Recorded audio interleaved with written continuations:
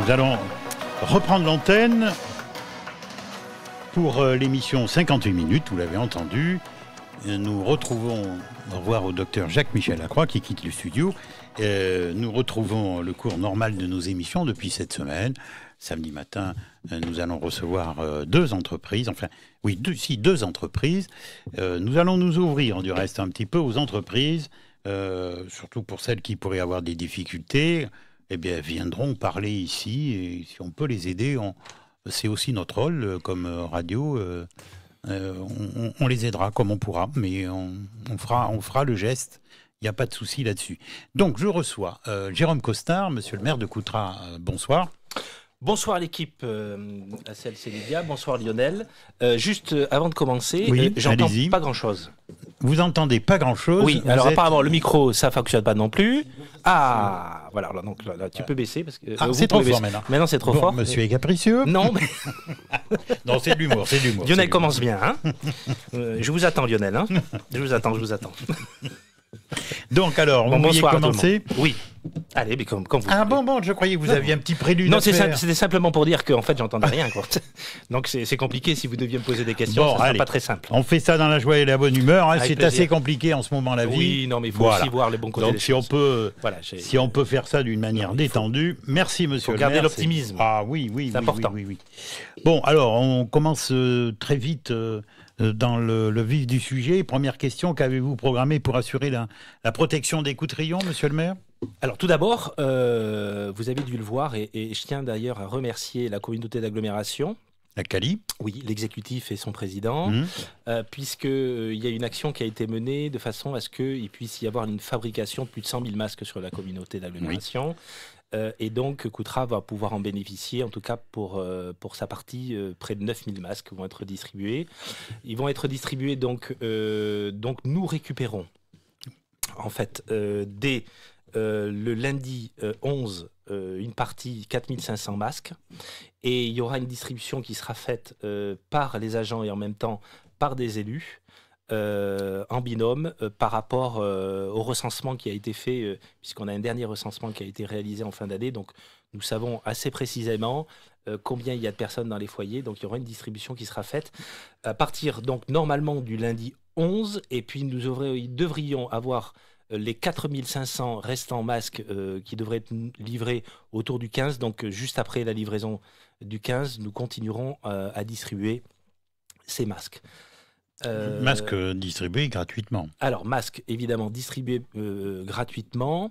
Et puis, je tiens aussi à féliciter l'usine Plume qui est sur Abzac, puisque c'est elle qui fabrique l'ensemble des masques. Donc, je trouve que c'est plutôt une bonne chose de faire fonctionner notre tissu industriel. Et donc, on dira que dans ce moment difficile, il y aura au moins quelques industries qui auront pu bénéficier de ces fabrications.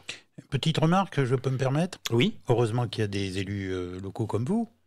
Parce Merci. Que, non, mais c'est vrai, l'État est défaillant. Et heureusement que vous qui êtes très près du peuple, on va dire ça comme ça, ou très près des administrés, et vous avez pris le problème à bras le corps. Et grâce à vous, il y aura, je parle pour Coutras, mais pour d'autres communes ici environnantes, la population aura des masques gratuitement. Oui, je pense qu'en fait, tous les élus locaux ont une vision souvent très pragmatique. Hein, et je crois que là, en l'occurrence, c'est ce qui s'est passé. On a essayé d'analyser la situation et on a essayé de réagir au plus vite. Simplement, pour terminer dans ce que j'ai pu aborder tout à l'heure sur la distribution, si jamais il devait y avoir des familles coutrillonnes qui devaient manquer de masques, puisque, comme je vous l'ai dit, on va se baser sur le recensement, mais peut-être que dans le recensement, il peut y avoir des erreurs ou des personnes qui n'ont pas été recensées, ne pas hésiter à revenir vers nous, tout particulièrement donc sur le mail de l'accueil, hein, c'est accueil@mairie-coutras.fr, ou par téléphone au 05 57 56 09 09, 05 57 56 09 09. Donc voilà ce qui a été mis en place, en tout cas pour ce qui concerne les masques. Après, Intermarché. Alors oui, Intermarché. On peut citer. Ah bien sûr, on peut citer même pas pas seulement qu'Intermarché, mais aussi l'UCVA. J'avais l'occasion d'en parler la dernière fois. Je suis extrêmement fier puisque l'UCVA permet donc sur le territoire de pouvoir livrer à la fois aux institutions mais aussi aux entreprises du gel hydroalcoolique. Et ce que je peux dire, c'est qu'on a Intermarché qui fait un don de 400 masques donc à la commune de Coutras et nous avons du gel hydroalcoolique à peu près 1000 litres qui ont été livrés à la commune de Coutras, qui va nous permettre, nous, de pouvoir, et je vais en reparler tout à l'heure, assurer l'ouverture des écoles, mais aussi, nous souhaitons, et donc là, je me permets de dire très rapidement, que nous ferons aussi un démarrage pour les toutes petites entreprises, parce que souvent les grosses entreprises se sont organisées pour ce redémarrage du 11. Elles ont soit les masques, et aussi le gel. Par contre, les toutes petites entreprises, c'est celles souvent qui ont le plus de difficultés à pouvoir s'approvisionner et un redémarrage. Donc, j'espère pouvoir annoncer, là, je pensais ce soir pouvoir le faire, mais j'ai pas la date précise, puisqu'on attend la livraison de l'UCVA, mais on a les masques aujourd'hui, donc on va faire don de ces 400 masques d'Intermarché et on va faire don de 400 litres de gel hydroalcoolique qui vont être distribués, soit conditionnés entre 5 et 10 litres, et pour ce que des masques, ça sera entre 5 et 10 masques, et dès la semaine prochaine, ça sera donc à la salle Jean d'Oursa, les entreprises, les toutes petites entreprises pourront venir dans un premier temps, donc on distribuera gratuitement, donc soit conditionné sur 5 litres ou 5 masques, ou peut-être 10 masques et 10 litres, on voit, on n'est pas encore trop sûr de ça, mais ça sera assuré dès la semaine prochaine, et donc ça permettra aux toutes petites entreprises de pouvoir commencer à démarrer si jamais elles n'avaient pas pu obtenir de masques et de gel hydroalcoolique. Après, à elles d'arriver à se fournir en gel et en masque. Alors, vous comptez tenir pendant combien de temps par rapport à tout ce que vous venez de nous dire? Parce que les masques, là, il va nous en falloir d'autres. Et du gel. Oui, ça va durer 1 semaine, 2 semaines, 3 semaines, 1 mois? Bon, nous, en tout cas, sur la commune de Coutras, sur ce qui concerne le gel, il n'y a pas trop d'inquiétude. Puisque, comme je vous le disais, on va avoir un don de 1000 litres de l'UCVA. Donc, ça fait quand même... on va pouvoir se laver les mains. Oui. Voilà. Et puis, s'il devait y avoir une autre production, j'ai aucun doute à ce que l'UCVA soit capable de le faire. Pour ce qui s'agit des masques, aujourd'hui, on voit bien que les masques sont vendus en grande distribution. Donc, j'ai moins d'inquiétude sur la possibilité d'avoir une forme de stock à plus long terme.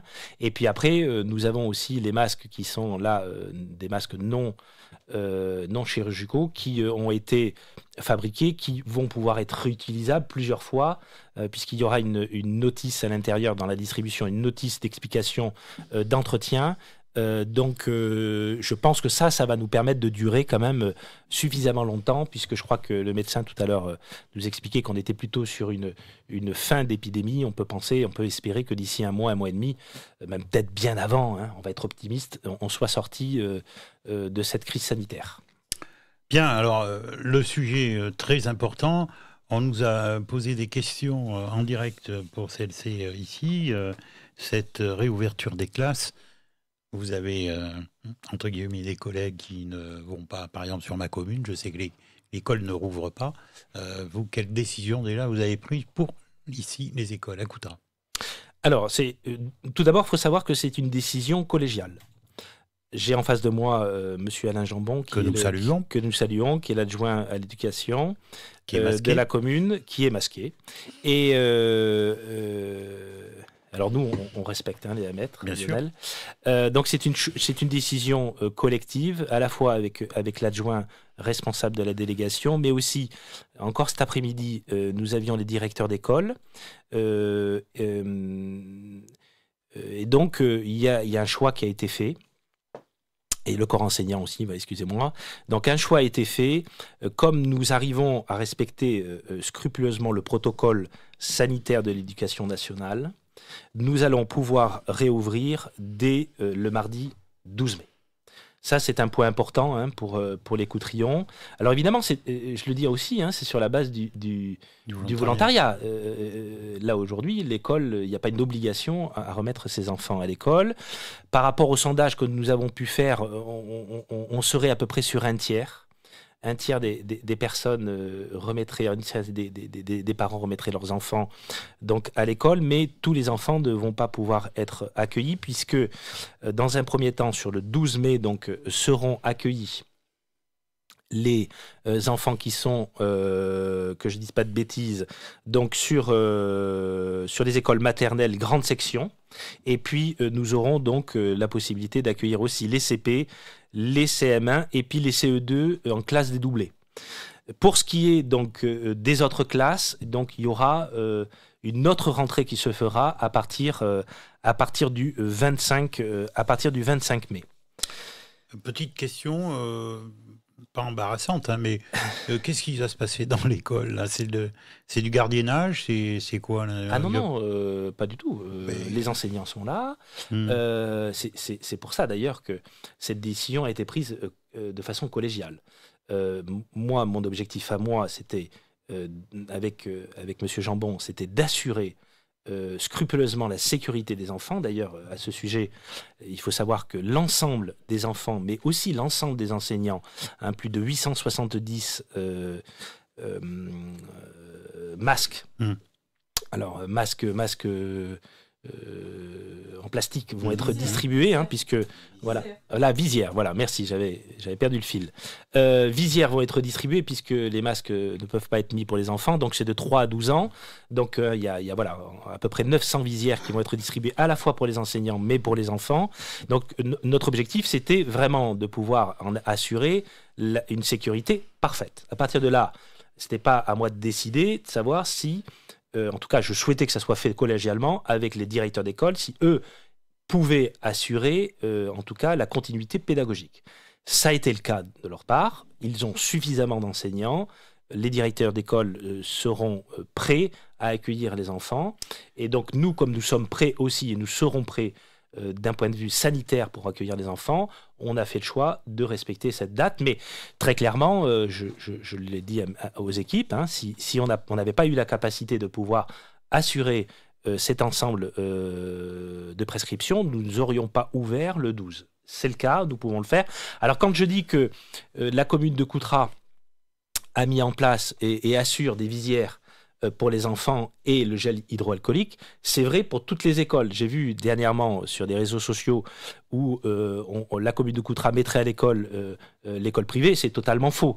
Je le redis et le redis, la commune de Coutras intègre toutes les écoles, que ce soit les écoles publiques et les écoles privées. L'école privée Notre-Dame aura exactement la livraison telle qu'on le fait pour les écoles publiques, des visières et du gel hydroalcoolique, à la fois pour les enfants mais aussi pour les enseignants, parce que je veux rétablir un peu quelques vérités sur lesquelles on sent que quelquefois il peut y avoir des prises, en tout cas des réflexes un peu idéologiques. Très clairement, vous me posiez la question de savoir pourquoi les élus étaient plus réactifs, parce que je pense qu'on est beaucoup plus pragmatique qu'idéologique. Et nous allons aussi distribué sur l'ensemble des écoles, ça aura été fabriqué là aussi et livré par la communauté d'agglomération, ce sont les cartons de protection qui sont fabriqués par Smurfit, l'usine Smurfit. Les cloisons, c'est des cloisons, un petit voilà, peu, c'est des cloisons exactement, qui permettront donc du coup de protéger nos enfants. Donc c'est sur ces premières semaines, je crois qu'on peut penser peut-être que voilà, dans 3-4 semaines, les choses seront plus apaisées et puis on peut espérer une diminution de l'épidémie. En tout cas, là, sur la rentrée, nous, on voulait s'assurer d'avoir un maximum de protection. On l'a parce qu'aujourd'hui, on est certain qu'on aura la livraison de l'ensemble de ces protections pour l'ensemble des écoles. Alors, une petite question quand même, qui vaut ce qu'elle vaut, mais là, vous assurez une protection apparemment hyper efficace quand l'élève va rentrer à l'école, à son bureau. Peut-être on n'a pas parlé des repas, on va en parler tout à l'heure. Et qu'est-ce qui se passe quand il va y avoir le moment de détente, récréation? Comment ça va se passer là?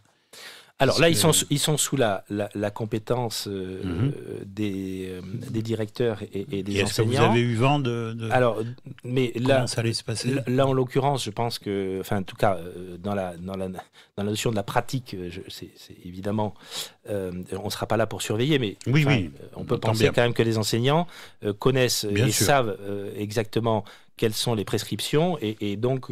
je pense qu'ils seront extrêmement vigilants avec les ASEM et les enseignants seront très vigilants dans les cours d'école. Je pense qu'à mon avis, très probablement, puisque j'ai pas le détail, mais ils vont tourner. Hein, je crois qu'à mon avis, c'est classe par classe.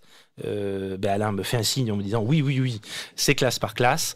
Donc classe par classe, il y aura évidemment un minimum d'élèves dans la cour de récréation de façon à ce qu'ils puissent respecter les 1 mètre entre chaque élève. Pour les écoles, peut-être. Pour les repas. On me demande. Oui. Bon, c'est pas une question très embêtante. Hein, non, mais comment la gestion de l'espace dans les classes? Je pense que l'avoir plutôt dit. C'est, je répète, visière de protection. Et puis, on aura un cartonnage qui se fera sur les 3 côtés, de façon à ce qu'il n'y ait aucun risque entre les élèves. Donc à l'intérieur même de l'école, et puis il y aura aussi un nombre d'élèves minimum dans la classe. C'est-à-dire qu'on est à 10 élèves, 15 élèves par classe. Est-ce que vous êtes comment ça se passe pour le choix des élèves qui auront la possibilité d'aller à l'école et ceux qui vont devoir rester chez eux un peu contre leur volonté parce qu'il n'y aura plus de place? Alors aujourd'hui, effectivement, on aurait pu se poser cette question. Là encore, c'est les directeurs d'école et les enseignants qui connaissent parfaitement les enfants et parfaitement les parents. Chacun, je dirais, au fond, a sa compétence. Mais je crois que le sujet, en fait, ne va pas se poser puisqu'on a à peine un tiers des parents, pour l'instant, qui ont souhaité remettre les enfants. Donc un tiers, il y aura davantage de places disponibles. Je crois que c'est plutôt ça. C'est comme ça que les questions vont se poser. Mais effectivement, il aurait pu y avoir une réflexion, peut-être, sur des enfants qui étaient plus en difficulté. Même sur le plan national, ce que j'entends, c'est contingenté. Mais je me dis, mais comment est fait le choix? On tire au sort? Comment ça se passe? Oui. Donc là, vous l'avez compris, il y a 2 rentrées en fait. Il y en a une le 12, une le 25. Pour le 12, c'est les grandes sections, c'est les CP et c'est les CM2. Et puis ainsi que les CE2 dédoublés. Et après, pour tout le reste, ça sera le 25. Voilà le choix qui a été fait par le corps enseignant. Alors, il reste encore à parler des repas, des transports, et puis la question aussi du centre de loisirs. Alors, pour ce qui est des repas, là aussi, nous sommes en capacité de pouvoir faire redémarrer la cantine. Donc là, les questions ne se poseront pas, puisque les repas seront assurés par la collectivité. Je ne vous cache pas qu'il y a encore quelques heures, nous n'étions pas certains de pouvoir redémarrer les cantines.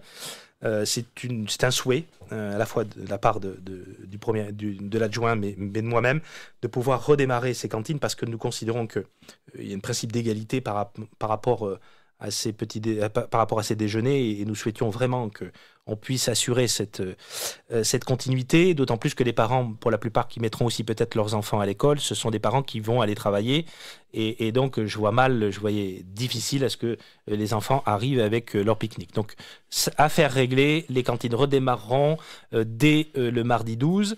Pour ce qui est des transports, donc des transports qui se feront avec un maximum de 25 enfants par bus, et puis évidemment, chaque fois, le bus sera entièrement désinfecté, de façon à ce qu'il n'y ait aucun risque, ou un minimum de risque, parce que là aussi, le risque zéro n'existe pas. Bien sûr. Ce qu'il faut, c'est évidemment regarder les risques qu'il peut y avoir et minimiser ces risques. Je pense que très concrètement, nous l'aurons fait, et puis on prend les responsabilités, on prend nos responsabilités.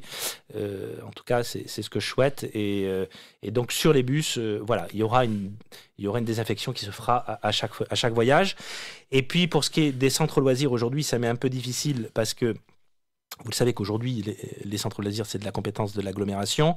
Et donc, ce qu'on sait, c'est que les centres de loisirs vont réouvrir, mais particulièrement plutôt pour les enfants qui retournent à l'école prioritairement.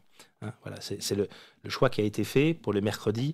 Et après, on verra comment les réouvertures se font de façon plus importante dans les jours à venir. Bien, nous allons faire une première pause, monsieur le maire, et on se retrouve dans quelques minutes. Merci. Je vous rappelle que ce soir, dans 58 minutes, mon invité est Jérôme Costard, maire de Coutras. Nous parlons bien évidemment du déconfinement qui va avoir lieu dans quelques jours. Au passage, merci à ceux et celles qui nous écoutent. Il y a 15 jours, nous avons fait une émission record avec monsieur le maire, puisqu'on a, je pense, frôlé les 2500 connexions. Et donc, pour nous, c'est un honneur, hein, et nous sommes ravis, bien évidemment, que vous soyez aussi nombreux à l'écoute de CLC Média. Donc là, je remercie Younes qui nous a envoyé des mots d'encouragement. Merci aussi à Coralie et qui nous a posé une question, mais on a répondu. Il y a Magali qui nous a posé cette question, juste pour être sûr, les classes de CE1, même si elles sont dédoublées, ne rentreront pas avant le 25, point d'interrogation. Alors si. En fait, j'ai peut-être pas été être assez clair. Alors, donc, pourront rentrer à partir du mardi 12, donc les CP, alors les grandes sections, les CP, les CM1 et les CE2, CE1 dédoublés. Donc les classes de dédoublés, la question qui est posée pour l'enfant qui est donc dans CE1 dédoublé, ça sera possible. Ce qu'il faut, c'est que par classe, on ne soit pas plus de 15 enfants. Voilà. Et donc ça, on assurera. Mais comme je vous l'ai dit tout à l'heure, on n'est pas très inquiet puisqu'on a à peine un tiers des parents qui souhaitent remettre leurs enfants. Donc, ce qui fait qu'on aura, à mon avis, très largement la possibilité de pouvoir assurer la rentrée. Alors avant ma question, je continue à lire là sur mon téléphone. Merci à Marianne aussi qui nous regarde, à Patrick bien évidemment, que nous connaissons fort bien ici à CLC Média. Alors, on va maintenant aborder le problème des manifestations culturelles. Et là, les choses se compliquent quand même. Oui, c'est évidemment le côté très négatif. Comment ça se passe? Oui, alors j'en suis profondément malheureux parce que pour nous tous, c'est ce qui nous fait vivre aussi. Hein. Alors, bon, revenons donc aux informations. Pour ce qui est du mois de mai, tout le monde l'aura compris. Il y aura, toutes les manifestations sont annulées, sauf pour l'espace culturel où nous aurons l'exposition Regard d'ici ou d'ailleurs, qui est maintenue donc du 12 au 30 mai. Donc dans le centre culturel, il ne pourra pas y avoir plus de 5 personnes, mais cette exposition donc est maintenue. Pour ce qui est maintenant, évidemment, du reste des autres manifestations, elles sont totalement annulées. Pour ce qui est donc de la fête du Lac des Noves, bien malheureusement, pour cette année, ça sera annulé, mais dès l'année prochaine, nous reprendrons. Il faut savoir que l'année dernière, ça avait été quand même une sacrée réussite, cette fête du Lac des Noves. Je crois que les Coutrillons y tiennent, et donc dès l'année prochaine, nous reprendrons évidemment cette fête du Lac des Noves. Pour ce qui est aussi de ce qui nous concerne en termes de fête, vous avez la fête de la musique. C'est au mois de juin. Qui est au mois de juin. Et puis, vous avez début juillet les fêtes de Coutras, puis après les fêtes du 14 juillet. Très clairement, aujourd'hui, je ne souhaite pas encore prendre de position, parce que si on doit en écouter le gouvernement, normalement, les rassemblements jusqu'au 15 juillet devraient être annulés. Je préfère, moi, être pour l'instant un petit peu plus patient sur cette décision-là. Un petit peu optimiste. Et très optimiste. Voilà. Mais ça, c'est ce qui nous caractérise, d'être plutôt très optimiste. Je préfère pas prendre une décision à la hâte. J'espère que les choses vont s'améliorer. On peut penser, en tout cas, nous, de notre côté, on va attendre d'abord et voir comment se passe le déconfinement. Puisque vous l'avez dit, les fêtes de la musique, c'est plutôt c'est le 21 juin. Hein, donc plutôt fin juin. Les fêtes de Coutras, c'est début juillet. Donc on a le temps de voir et d'annuler si jamais, effectivement, malheureusement, le déconfinement se passait pas bien et qu'on ait des surprises au niveau de cette crise sanitaire. Pour l'instant, je pense qu'il faut raison garder, il faut être... évidemment, il faut prévoir les choses, mais je crois qu'on n'est pas obligé non plus de se précipiter dans l'urgence. Et donc, concernant donc, à la fois la fête de la musique, à la fois les fêtes de Coutras, nous attendons avant de prendre une décision sur ces fêtes. Parfait. Bon, pour les manifestations culturelles, c'est C'est terminé sur ce qu'il y avait à dire. Quand même, petite parenthèse, et là, c'est pour tous nos amis, je pense à quelqu'un à Libourne, pardon, qui a un théâtre. Tous ces gens-là dans le milieu de la musique, puisqu'il y a Mylène qui est là. Voilà, c'est pour assez eux, inquiétant. C'est dramatique, c'est plus qu'inquiétant, c'est dramatique, c'est-à-dire qu'on se retrouve avec tout notre tissu culturel qui est riche dans notre pays, extrêmement riche, qui va être dans une situation, pour certains, je pense, dramatique. Donc c'est une des raisons qui fait que je ne veux pas me précipiter, parce que tout ce qu'on pourra sauver, on le sauvera. Et donc, là aujourd'hui, quand on reporte ou quand on annule, ça suppose que derrière, on a des hommes et des femmes qui sont évidemment dans son secteur de la culture qui je veux le dire trivialement, qui morflent. Hein. Et donc, qu'est-ce qu'on va retrouver derrière? Je ne sais pas. Donc, c'est pour ça que je préfère plutôt, effectivement, prévoir, mais prévoir sans se précipiter.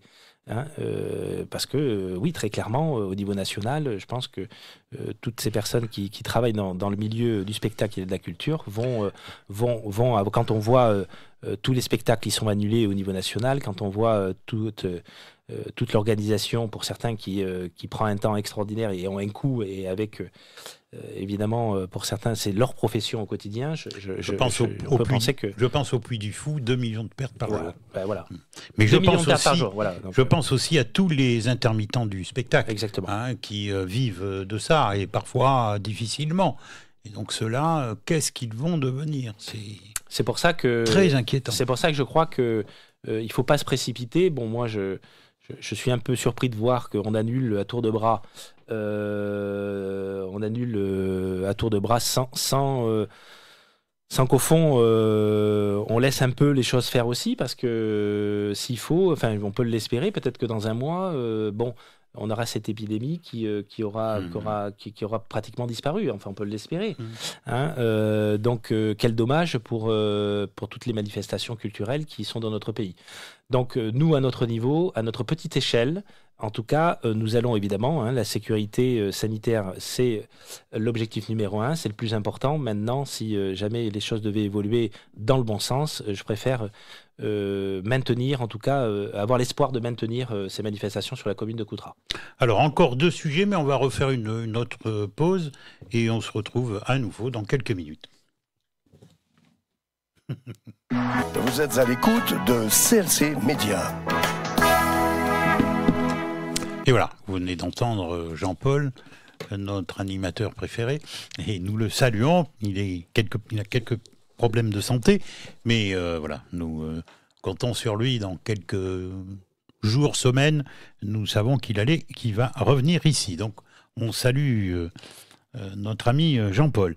Nous revenons avec Monsieur le maire, Jérôme Cosnard, Monsieur le maire de Coutras, et nous allons parler maintenant du ramassage des poubelles. Oui, Lionel, tiens, un sujet très important. Alors, déjà, je vais mettre une petite mise au point. Oui. Quelque part, je le regrette. Mais nous n'avons plus la compétence du ramassage des déchets. C'est la CALI ? Oui, parce que souvent, quelquefois, on peut entendre les médias, quand on parle du ramassage des déchets, on a l'impression que c'est la collectivité, la commune. Oui, alors, il faut savoir que le transfert de compétences ont été transférés donc aux communautés de communes et après aux agglomérations. Et les compétences du ramassage sont transférées donc à un syndicat qui est en l'occurrence pour nous le SMICVAL. Bon. C'est obligatoire. Non, mais on n'a pas le choix. Du coup, ça a été fait, donc, c'est historique, hein, voilà. Et donc, à partir de là, nous n'avons plus, malheureusement, la maîtrise directe sur le ramassage. Donc ça, c'était un point quand même assez important. Oui. Je crois que les Coutrions, peut-être, ne le savent pas tous. Le SMICVAL, c'est un syndicat autonome et malheureusement, nous n'avons pas de prise directe avec cette compétence. Et je le regrette parce que, très clairement, je ne suis pas persuadé qu'on aurait fait ces choix. À la fois les choix sur les moments de crise, mais aussi les choix qui ont été faits avant les moments de crise. Et de cela, d'ailleurs, la situation qu'on peut avoir dans notre commune aujourd'hui, elles sont liées aux décisions qui ont été prises, particulièrement sur les ramassages des ordures du tout venant, où on est passé d'un ramassage par semaine à un ramassage tous les 15 jours. Alors, la singularité de Coutras, c'est qu'à la fois, elle est périurbaine, voire urbaine, et elle est aussi composée d'un territoire rural. Alors, quand on a une maison avec un terrain, à la fois, peut-être qu'on peut des fois se contenter d'un ramassage tous les 15 jours sur le tout venant, mais quand on est... alors, je vois Lionel qui fait un peu la grimace, mais... Non, mais j'ai le même problème. Et je crois que je peux le comprendre, mais quand on est sur un centre-ville où on imagine des gens qui peuvent être dans un appartement, comment on fait avec son tout venant pour avoir un ramassage tous les 15 jours. Bon, ceci étant dit, j'espère qu'on arrivera enfin un jour à comprendre que pour nous, ces ramassages sont compliqués parce qu'on a gardé par contre la compétence de l'insalubrité. Donc en d'autres termes, les gens, il faut qu'ils comprennent, et d'ailleurs c'est ce qu'on nous renvoie, quand les poubelles sont pleines et que, pardonnez-moi, je vais être un trivial, mais qu'on a de la merde autour, c'est de notre responsabilité, et quand la poubelle doit être ramassée, c'est la compétence du SMICVAL. Bon, en tout cas, c'est peut-être pas très clair pour les Coutrillons tout ça, mais pour nous, c'est compliqué à gérer. On pourrait peut-être les éclairer un tout petit peu plus, c'est que le SMICVAL, ce sont des élus. Oui, ce sont des élus. Ce syndicat intercommunal est composé d'élus. C'est composé d'élus. Combien absolument. vous avez de représentants, la ville de Coutras, au sein de ce syndicat de... Je ne veux pas rentrer dans cette polémique. Oh, c'est pas une polémique. Mais effectivement, c'est pour expliquer le fonctionnement. Lionel a toujours de très bonnes questions. Nous n'avons aucun représentant. C'est pas une polémique. S'agissant de la commune de Coutras, et j'espère que un jour, ça se réglera, parce que c'est tout à fait anormal qu'on n'ait pas de représentant direct dans l'exécutif. En tout cas, c'est le cas aujourd'hui. Donc voilà, ce que je veux dire, en tout cas, moi, je vais rester sur des éléments factuels. Aujourd'hui, donc, et je voulais quand même tirer au clair ça, parce que j'ai trop souvent des Coutrillons qui reviennent vers la commune de Coutras, et je peux le comprendre, avec je dirais, une exaspération de leur part, de voir la situation du ramassage qui est très clairement pas au niveau.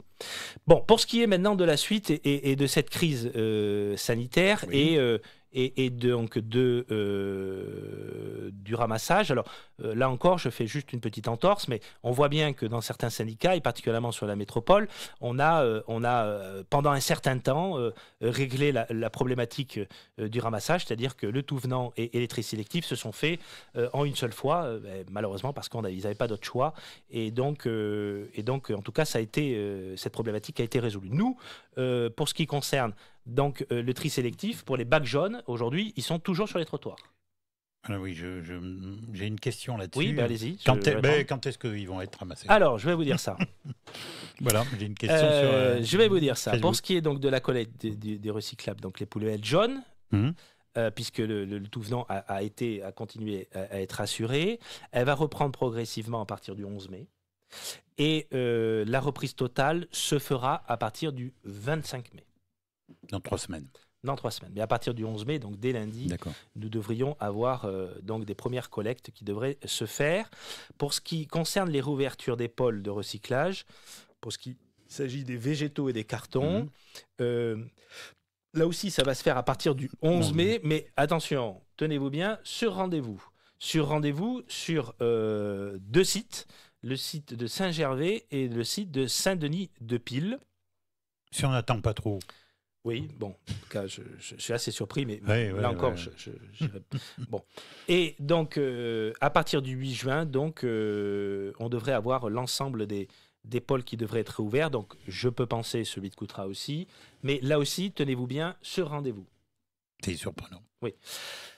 C'est très surprenant. Voilà, c'est très surprenant. Pour ma part, je pense qu'on ne va pas lancer le débat aujourd'hui. Mais si vous voulez me réinviter un jour sur ce sujet, ça, je pense que ça mérite une émission. Je ne vous cache pas que ça méritera donc une émission complète. Et je vous dirai... On va peut-être inviter le président du SMICVAL. Voilà, et je vous dirai tout le bien que j'en pense. Mais vous savez, dans plein d'endroits, il y a des problèmes. Hein.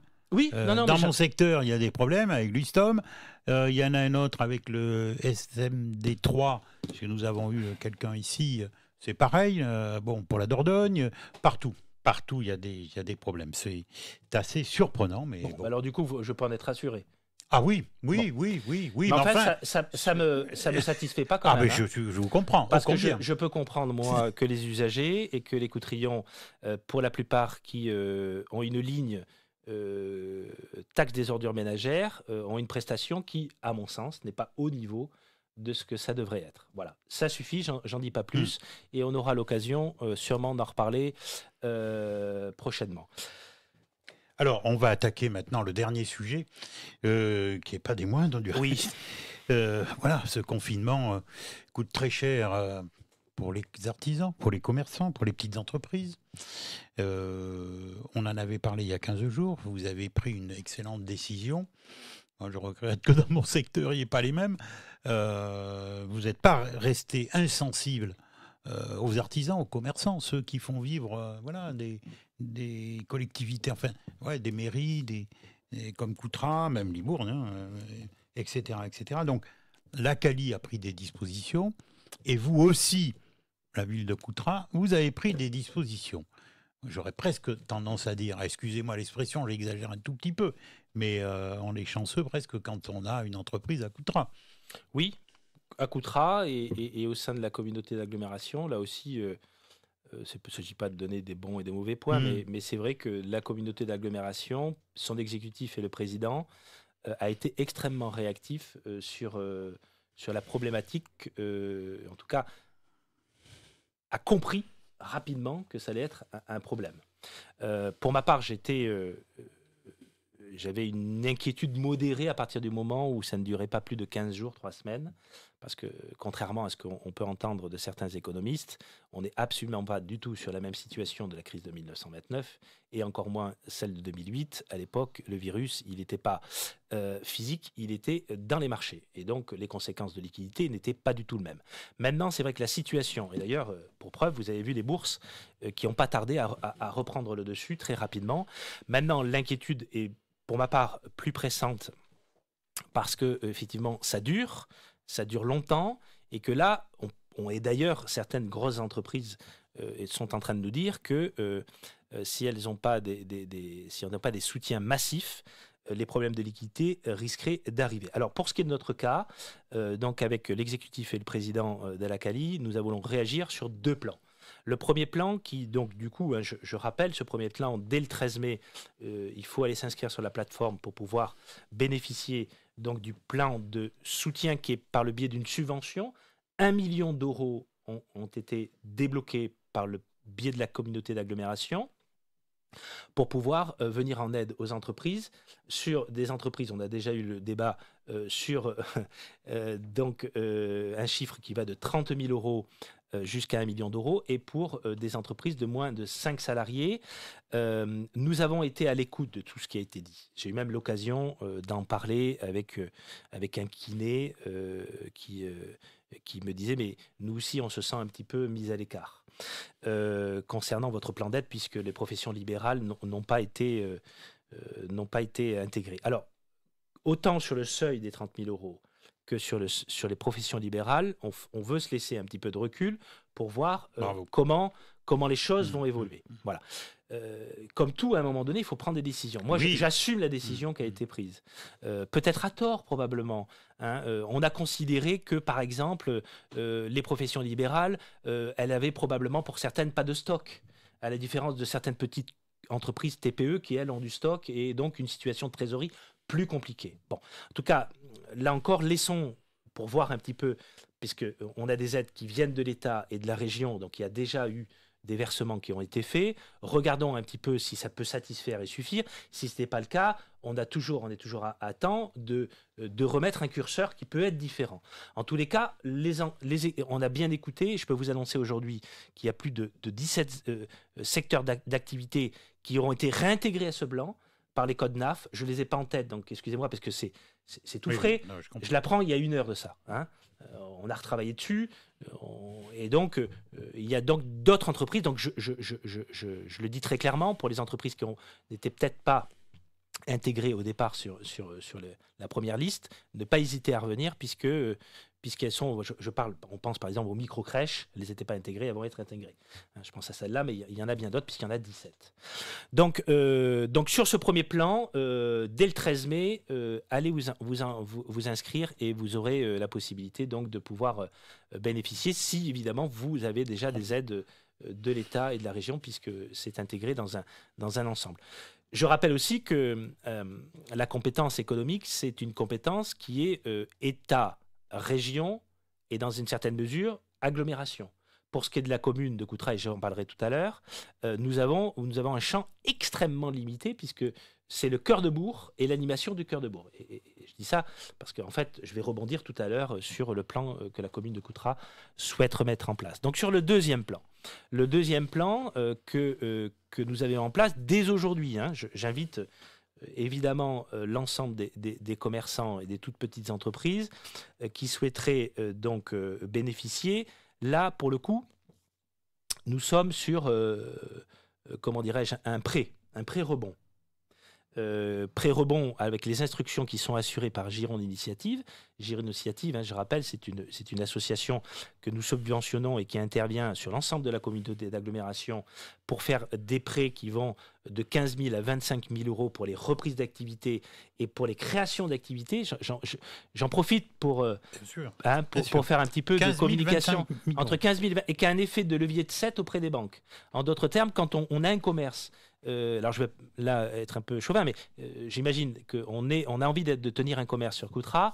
On a ciblé l'activité, on a un local commercial et on veut se faire accompagner. Gironde Initiative, comme l'a dit, sont deux associations qui sont financées par la communauté d'agglomération pour accompagner soit pour racheter un fonds de commerce sur Coutras.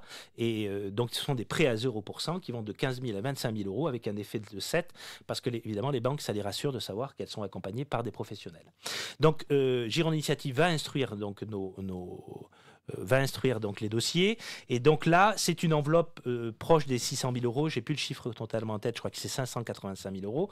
Donc c'est pour partie la communauté d'agglomération qui abonde ce fonds, l'État et la Banque des territoires qui abonde donc ce fonds. Ça concerne que le territoire de la Cali. Alors, non, ça concerne, c'est plus large, mais pour nous, indiqué, oui. Pour nous, oui. Alors là, c'est strictement la Cali. Ah voilà, c'est ça.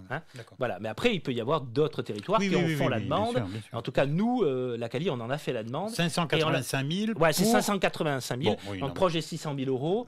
Pour le territoire 2 euros par habitant qui sont abondés à la fois 2 euros pour la Banque des territoires et 2 euros par la région. Donc là, ce sont des entreprises de moins de 10 salariés, donc avec un seuil un petit peu plus élevé. Et donc, ça sera des prêts qui vont de 5 000 euros à 15 000 euros avec, donc là, Lionel, puisque vous m'aviez repris la dernière fois, nous sommes bien sur un prêt à 0%. Mais d'ailleurs, je vais revenir sur ce sujet, parce que vous aviez en grande partie raison, mais vous aviez aussi un petit peu tort.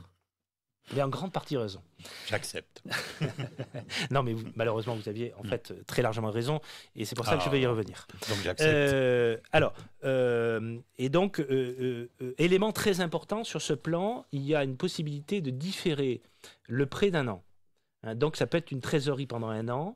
Et puis après, ce plan donc, de remboursement, alors ça peut être jusqu'à 15 000 euros, ça va jusqu'à un an, 4 ans. Donc c'est un an reportable et 4 ans remboursé sur 4 ans. Ah oui, vous n'avez pas choisi comme ce qui se passe avec l'État. Non, enfin, alors très clairement, il ne faut pas qu'on se mente sur ce sujet. Ce n'est pas nous qui l'avons choisi directement, puisque c'est la région qui a fait un choix sur les modalités, et nous appliquons les choix de la modalité de la région. En fait, nous, là où on intervient, c'est sur l'abondement du fonds par 2 euros. Mais comme je vous l'ai dit, ce sont des compétences de la région. Ces compétences de la région, elles sont transférées à un moment donné pour partie au sein de la communauté de l'agglomération. Mais il y a des sujets sur lesquels, malheureusement, nous ne pouvons intervenir. Et là, en l'occasion, sur la modalité pure, on n'intervient pas. Mais bon, ça reste assez raisonnable. Moi, ce qui m'intéresse le plus, et je pense aux artisans commerçants qui nous écoutent, j'en reçois samedi, dont un qui vient de démarrer une activité à Coutras, qui se trouve dans de grosses difficultés, mais on va essayer de l'aider. Si ces prêts sont accordés, je ne dis pas facilement, bien évidemment, il faut fournir sûrement des documents, etc. Mais bon, des fois, c'est ce qu'on entend régulièrement. c'est un casse-tête, quoi, sur le plan administratif, pour remplir le dossier, pour obtenir quelques milliers d'euros. Est-ce que là, ça va être abordable pour tout le monde? Est-ce que ça va être des dossiers compliqués? Bon, voilà, moi, c'est ça qui m'inquiète. Tout ce que vous avez dit, parfait. Parfait. Alors, quels sont les critères? J'aurais tendance à dire qu'à partir du moment où on veut rendre les choses simples dans notre pays, on a quand même cette force de complexifier tout. Hein, donc là, c'est un petit peu, évidemment, l'élu qui parle, mais surtout aussi le chef d'entreprise. Donc je comprends votre réticence et votre peur. En tout cas, on a essayé de mettre en œuvre, on a essayé d'avoir un raisonnement de bon sens.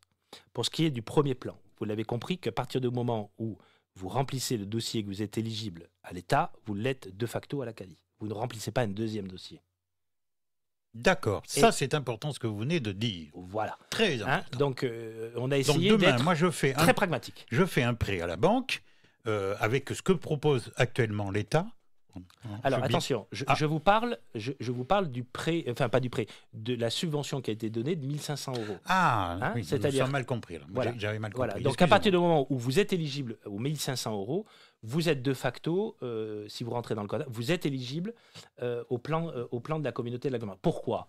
Parce que, comme vous l'avez dit, c'est à un moment donné usant pour les entreprises de remplir et de re-remplir des dossiers. Donc nous avons voulu être le plus simple possible, c'est-à-dire que du coup, quand vous êtes éligible à l'État, vous l'êtes aussi, vous êtes éligible aussi aux subventions. Je sens, de la part de Lionel, je vous sens un petit peu taquin. Mais c'est pas ça, c'est que je pense... Bon, vous avez compris, je suis chef d'entreprise, je m'occupe de 2 entreprises. Je pense toujours à ceux qui n'ont pas la chance, avec eux. Donc, ceux qui vont être recalés aux 1 500 euros d'aide, ils sont recalés à la CALI. Voilà. Et donc, ils sont au fossé et on les laisse au fossé. C'est uniquement ça. Non. Là, une fois de plus, en tout cas... C'est évidemment avec beaucoup d'amitié que je vous dis ça, Lionel. Mais vous êtes caricatural et d'ailleurs, c'est d'ailleurs ce qui vous caractérise et c'est le plaisir que j'ai à discuter avec vous sur ce. Mais c'est vrai que vous voyez. Mais je suis réaliste aussi. Un côté un petit peu négatif. C'est-à-dire que c'est pour ça que d'ailleurs, mais le côté négatif est important à écouter. Hein. Moi, les remarques qui m'ont été faites sur le premier plan, on les a pris, on les a écoutées, mais il faut qu'on ait un recul. Pour l'instant, on n'a pas de recul puisque c'est à partir du 13 mai que vous allez pouvoir être sur la plateforme. Donc, on va voir après comment les choses vont se moduler. En tout cas, l'objectif, et vous l'avez compris, c'est de venir très rapidement en soutien. C'est pas de laisser sur le côté et d'éviter d'avoir une casse économique.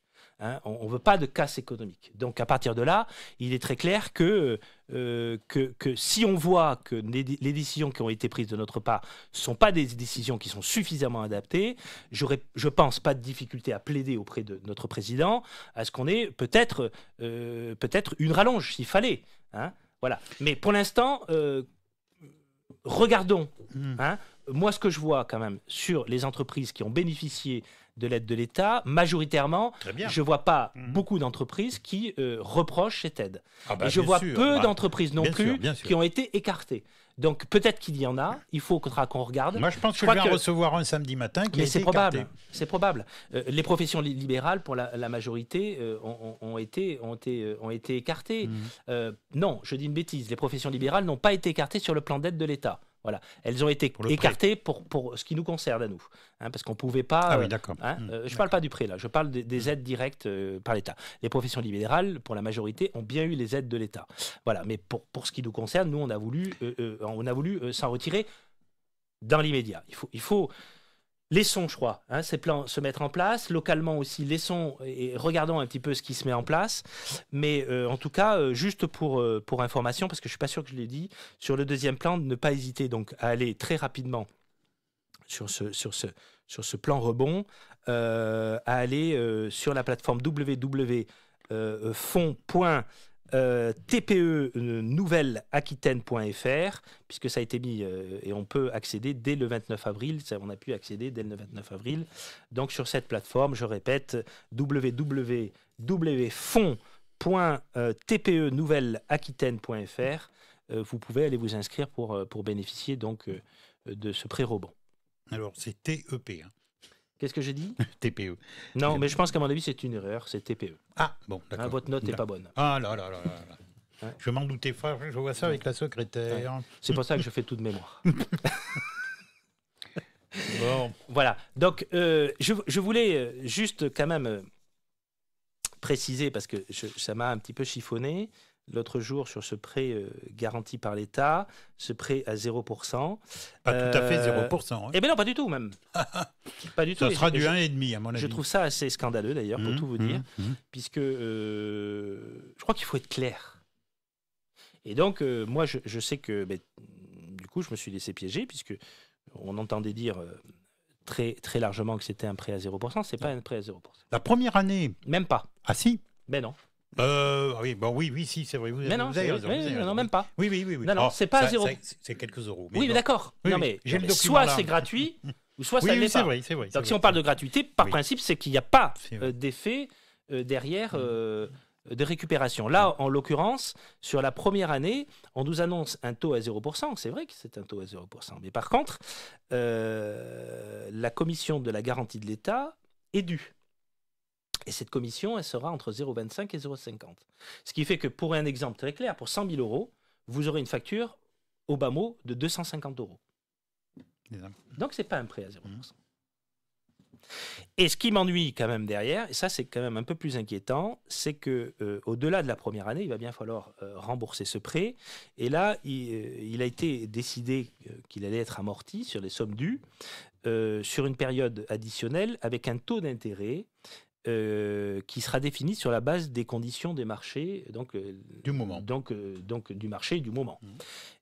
Bon, donc ce qui sous-entend que si on est sur un marché qui est favorable au taux, on aura un taux très bas, mais on peut imaginer des taux qui peuvent s'élever. Je vois pas plus tard qu'il y a quelques semaines des banques qui ont saisi l'occasion de relever un peu les taux, puisqu'elles se sont dit, au fond, du coup, il y aura moins de monde à prêter, donc on en profite pour relever les taux.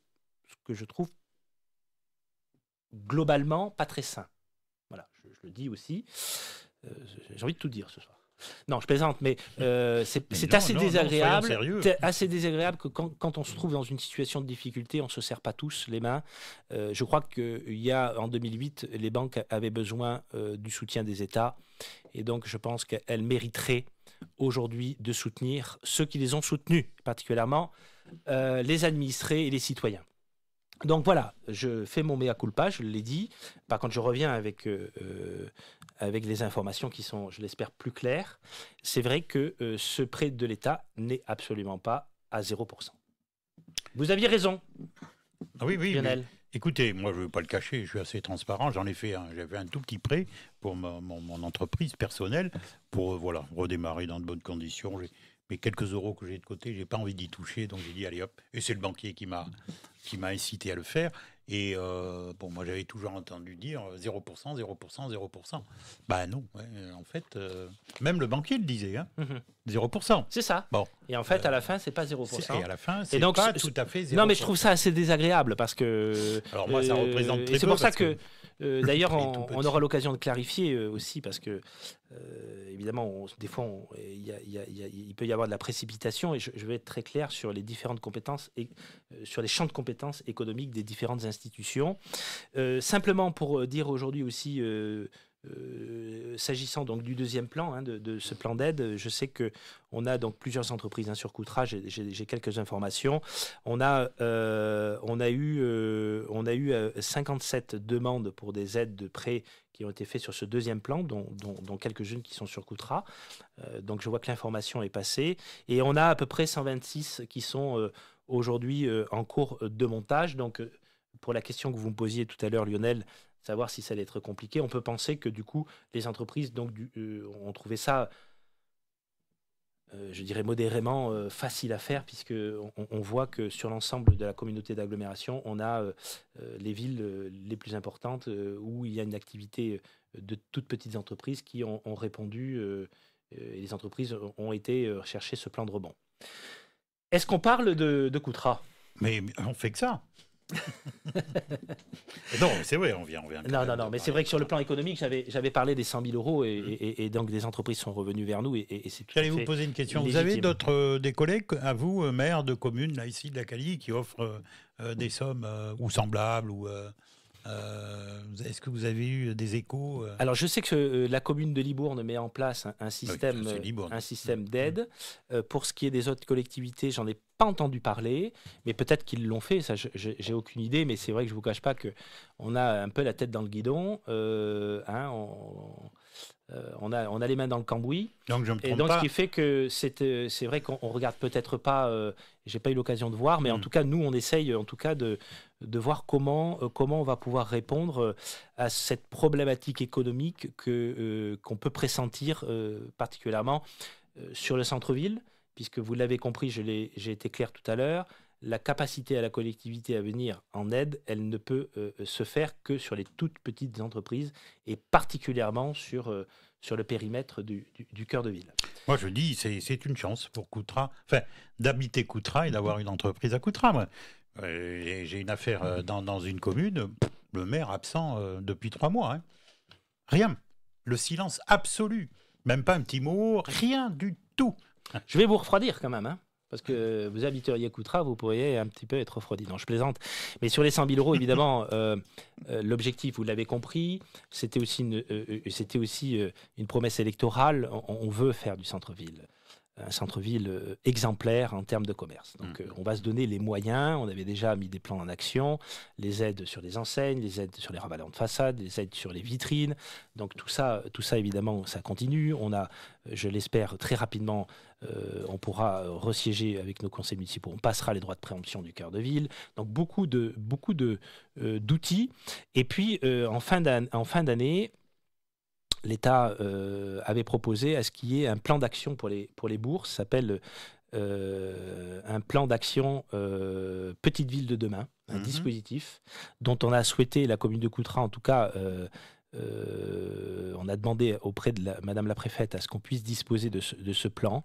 Donc ça s'appelle Petite Ville de demain Centre-Bourg. C'est un petit peu ce qui a été mis en place au sein de la commune de Libourne, mais qui s'appelle l'action Cœur de Ville. Donc c'est une nouvelle action pour les communes de moins de 10 000 habitants. Sans excès d'optimisme, je pense qu'on doit pouvoir bénéficier de ce plan, de façon à ce qu'on puisse soutenir à très long terme notre cœur de ville avec une stratégie clair entre l'agence qu'on met en place. Donc l'agence disposera de cette première année symboliquement très fortement de 100 000 euros pour accompagner et aider les entreprises. Mais à court terme, en fait, notre problématique, c'est que nous n'avons pas la compétence pour pouvoir aider, faire des aides directes. Je m'explique. On pouvait imaginer qu'un commerce de proximité pouvait se trouver dans une situation, puisque après l'aide de l'État, l'aide de la communauté d'agglomération, elle soit sur un problème de trésorerie, un souhait être abondé sur la trésorerie. Et moi, j'avais émis l'idée peut-être qu'avec ce plan de 100 000 euros, on puisse venir directement. C'est strictement interdit par la loi. C'est la compétence de la région. Donc, en fait, à court terme, on va être bloqué. C'est-à-dire que je souhaite le faire pour l'accompagnement plus tard, mais ça pourra revenir dans un dispositif global. Donc, ça suppose qu'en réalité, sur le court terme, on ne peut pas. On a malheureusement... et alors, c'est vrai que ce n'est pas de bon sens. Hein. Là aussi, quand je vais vous parler de choses compliquées, voilà à quoi on est confronté. Donc, sur le très court terme, on ne peut pas venir, on n'a pas le droit légalement de venir à l'aide directe. Par contre, ce qu'on souhaite, et on essaye de réfléchir sur des plans d'action. Un plan d'action qu'on pourrait mettre en œuvre, par exemple, on peut imaginer qu'on puisse débloquer des fonds de façon à ce que peut-être... sur la base de la précommande, on puisse mener des actions d'animation. Alors j'imagine, là encore, ça reste du conditionnel. J'en parle, mais ça reste du conditionnel. Imaginons-nous qu'en cœur de ville, par exemple, on ait des restaurants, on ait des centres de soins, enfin j'imagine, je prends des exemples. La commune de Coutras puisse, on va essayer de voir comment la commune de Coutras puisse peut-être débloquer des fonds pour faire des précommandes, et qu'on puisse après les mettre sous forme de jeux et d'animation au sein du marché du centre-ville. puisque les marchés, vous savez, ont subi aussi, pour certains, des arrêts. Enfin, ça n'a pas été le cas de la commune, mais bon, on n'a pas pu mettre tous les marchands. Donc l'idée, ça serait de trouver une solution de façon à ce qu'on crée de l'animation par du jeu et des commandes qui pourraient être réalisées pour aider sur la trésorerie et faire fonctionner nos commerces de proximité, mais à la fois, je dirais, les commerces sédentaires, mais aussi les commerçants du marché par des jeux d'animation. Donc on peut imaginer peut-être cette... On pourrait peut-être vous rejoindre dans cette proposition. C'est très clairement, j'allais rebondir. Évidemment, on le fera avec vous. Pour l'instant, on est en train de rechercher des entreprises qui peuvent être spécialisées dans ce type d'animation, de foire et de marché. Donc voilà un petit peu sur ce quoi travaille aujourd'hui cette précommission d'Articom, puisque c'est une précommission qui réfléchit de façon urgente. Et après, il y a une commission, comme je vais pu vous le dire la dernière fois, où il y aura l'ensemble des partenaires, que ce soit les chambres consulaires, mais aussi les associations de commerçants, ainsi qu'un représentant de la communauté d'agglomération du Libournais. Tous ceux qui sont et qui ont la compétence, la région, formera donc cette commission d'agence publique Articom. Et donc je suis un peu peiné de me dire qu'à court terme, malgré qu'on ait cette volonté de mettre ces 100 000 euros d'aide, elles seront plus sur du moyen-long terme. Et à court terme, on réfléchit pour que, je l'espère peut-être, on puisse mettre en place très rapidement, dès cet été, des actions pour nos petits commerçants et notre marché, des actions fortes de peut-être précommande. On va voir comment on peut mettre ça en place. Bon, est-ce que nous avons fait le tour, monsieur? Oui, à peu près. Peut-être un peu long. Non, pas du tout. Pourquoi? Non. Je sais que je parle beaucoup.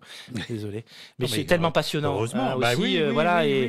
Et puis bon, vous avez quand même annoncé des bonnes nouvelles. Bon, je sais pas. Parce que là, en ce moment, la situation est plutôt morose. Et donc, voilà, c'est encourageant. On venait de parler des entreprises, on a parlé de l'école. Essayer de remettre tout ça en route, c'est une chose qui est sûrement pas facile. J'allais rappeler quelque chose, c'est que vous travaillez avec votre ancien conseil municipal.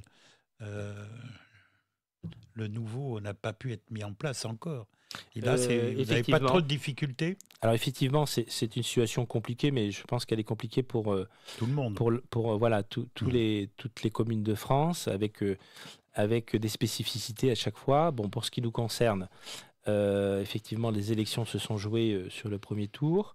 Donc on a la particularité d'avoir un conseil municipal qui donc est normalement toujours en fonction avec une interdiction à siéger. Donc je ne vous cache pas que là, ça reste très compliqué à mettre en œuvre. Dans tous les cas, on va voir un petit peu comment les choses évoluent à partir du 11 mai. Mais si jamais on avait peu d'évolution, pas d'évolution, on sera obligé de tenir un conseil en visio. Ce qui n'est pas spécialement simple et je trouve que ça déshumanise beaucoup quand même ce qui doit d'abord et avant tout être humain, parce que la politique c'est avant tout d'abord un sacrifice et en tout cas des actions pour les êtres humains. Et c'est vrai que je ne vous cache pas que même si certains peut-être ça leur convient, moi cette idée de débattre derrière un écran, j'ai un peu de mal.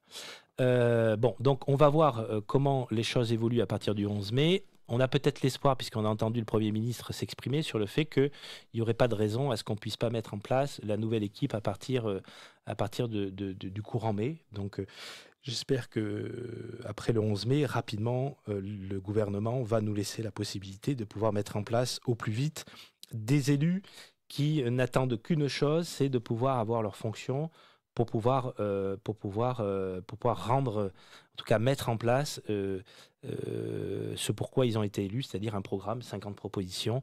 Et c'est vrai qu'il y a une attente très forte. Moi, je suis toujours en contact avec la nouvelle équipe qui a été...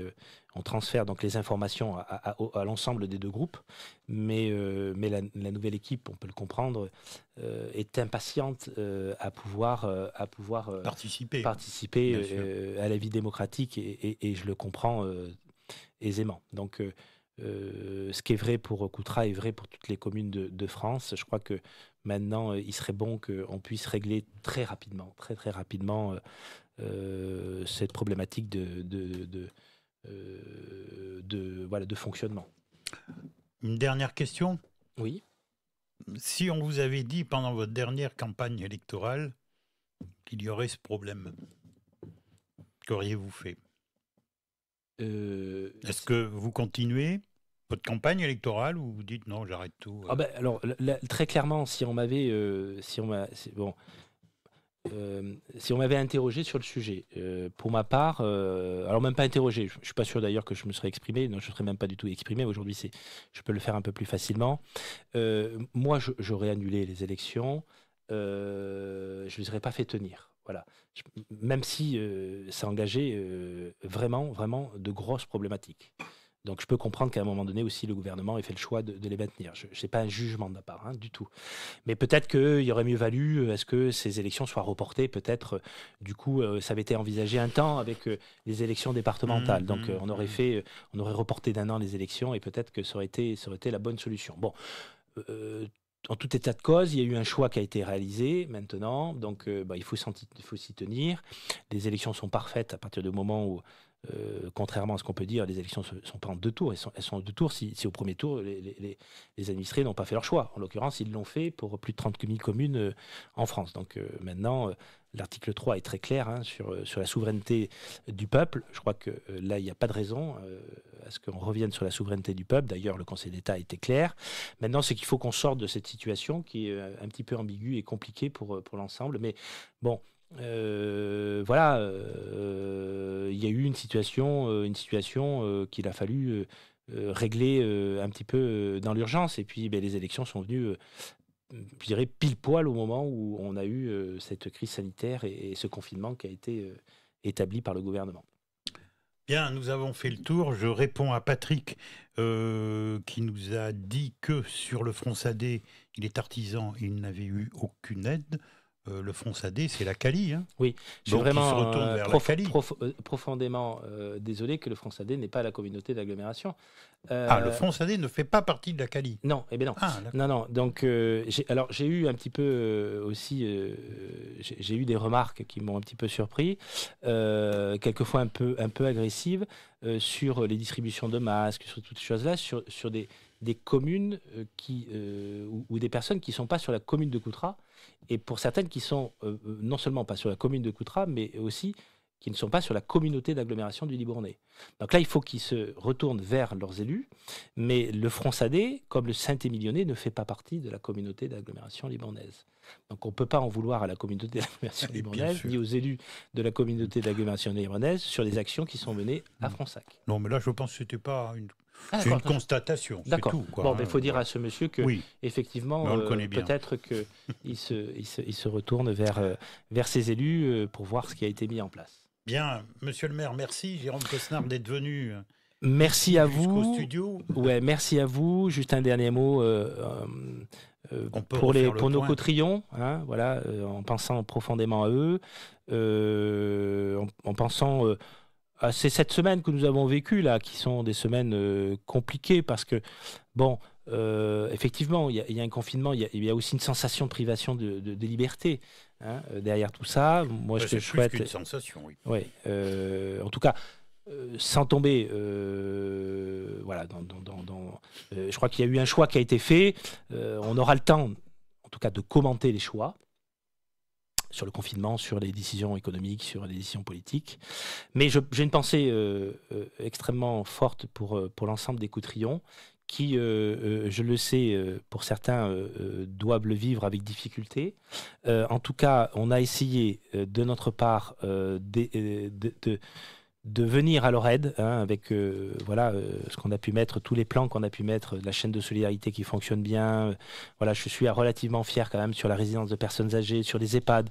Je remercie profondément tous les agents des différentes EHPAD, des directrices d'EHPAD qui ont pris les bonnes décisions. Sur la commune de Coutras, on a été privilégiés.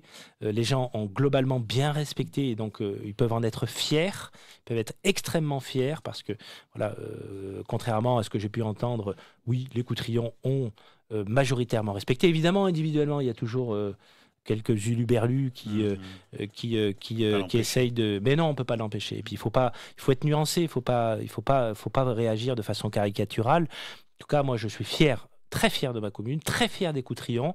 Et je crois que, voilà, sans dire qu'on a tout gagné, on a passé un cap important. Et donc, maintenant, on va se mettre en plan de marche pour passer cette étape du déconfinement le 11 mai. En tout cas, ils peuvent savoir qu'on est pleinement mobilisés, tous les élus sont pleinement mobilisés pour cette prochaine étape. Et donc, merci à vous, merci à CLC Média, merci aux Coutrillons et merci à tous ceux qui se sont battus et qui se battent au quotidien pour nous soutenir et soutenir pendant ce moment difficile. Eh bien, moi, le merci va aller à tous ceux et celles qui nous ont écoutés. Je ne peux pas citer tout le monde parce que vous êtes très nombreux et donc je ne veux pas faire de jalouses et de jaloux. Mais merci mille fois. J'espère qu'on atteindra les records d'il y a 15 jours, bien évidemment, entre Facebook, bien évidemment aussi sur nos applications sur Apple Store et Play Store, Orange Radio, puisque nous faisons partie du bouquet Orange Radio, et puis d'autres plateformes de diffusion aussi, nous diffusent comme Radio Garden, aide-moi Jean-Yves. Comment tu dis? Strema aussi, voilà, on est diffusé partout, partout dans le monde, monsieur le maire. C'est extraordinaire. Eh oui, la radio Coutrillonne, vous vous rendez compte, quand vous allez vous rendre en Australie, on va vous parler de Coutras. Ouais. C'est incroyable. J'ai pas du tout le projet d'aller en Australie, mais en tout cas, je suis très heureux de savoir qu'en Australie, on peut écouter Coutras. Mais oui. Non, mais c'est vrai en plus. Non, mais la technologie est extraordinaire. Enfin, voilà. Et puis, longue vie, parce que moi, je vois que tout ce que vous faites, en tout cas, c'est largement suivi. Je suis très fier aussi de CLC Média. Et puis, c'est un outil pour nous tous. C'est un outil pour Coutras, pour la commune, pour diffuser un maximum d'informations. Et ce que je vois, c'est qu'il y a une réussite, parce que quand vous parliez de 2500 auditeurs, on n'aurait peut-être pas pu l'espérer il y a quelques temps. Non, on n'a pas un an d'existence. Voilà, pas un an d'existence. Donc voilà, félicitations à vous. Et puis, ce n'est que le début d'une très belle histoire ensemble. Sûrement. Samedi prochain, je recevrai 2 entreprises. Une première qui pourrait peut-être vous intéresser, monsieur le maire, c'est une représentante de cette entreprise qui est spécialisée dans le nettoyage, justement, après une épidémie comme on vient de subir.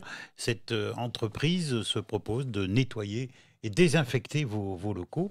Donc, on va en parler dans la première heure. Et puis, voilà. Alors, excusez-moi, là, je fais pas bien mon boulot, j'en conviens. J'ai oublié le nom de mon deuxième invité à partir de 11h. C'est un Coutrillon qui vient de démarrer son entreprise. Il répare les appareils électroménagers. Très bien. Voilà. Il se fait fort au lieu de jeter votre appareil électroménager, eh bien, lui, il les répare. Et il m'a expliqué au téléphone que, il a démarré au mauvais moment, juste avant le virus, et donc il a quelques difficultés. Donc nous, on va l'aider comme on peut, bien évidemment, en parlant de lui le plus possible. Donc ce sont les rendez-vous de samedi prochain.